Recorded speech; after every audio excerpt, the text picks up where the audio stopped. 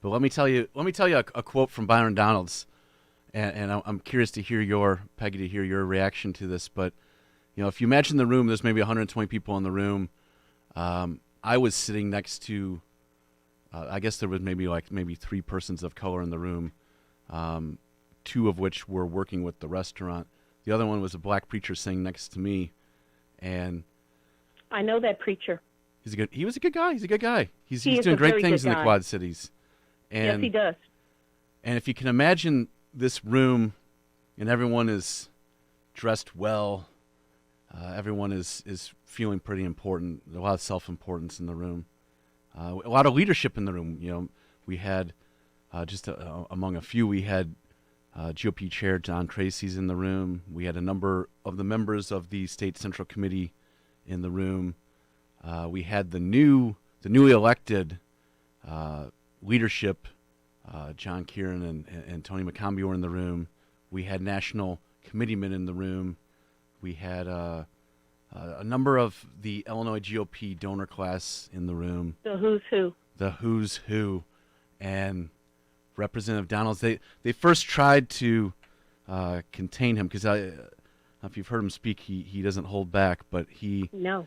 they tried to kind of contain him by having a very scripted Q&A session, and he played along, and before he sat down, though, he said, "I just want to touch on one more thing," and that's why I knew it was time to listen coming. in. Here it comes.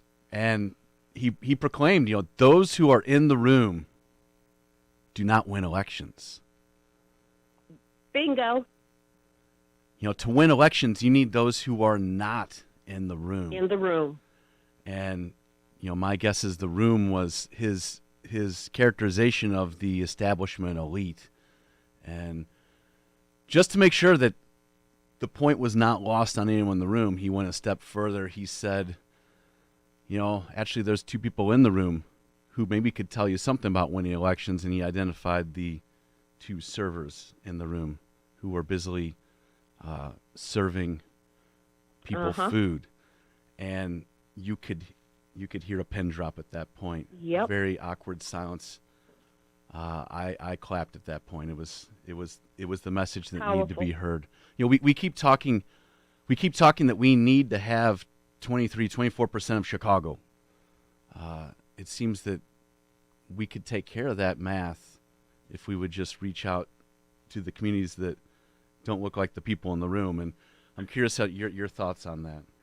Scott, I was in the south side of Chicago. I stayed with families, and they told me that nobody talks to them. You know how many Trump supporters I met on the south side of Chicago? I met so many. Yeah, there are a lot of blacks, a lot of Asians, Muslims in Skokie, and they said nobody talks to us. They are so ready for leadership. They are so ready to join our party. But you know what they told me? They watch me on Facebook, and they said, we see how they treat you. If they treat you this way, what's waiting for us? Wow. And that's the problem. There is no outreach. There is no communication. They will not give us the time of day.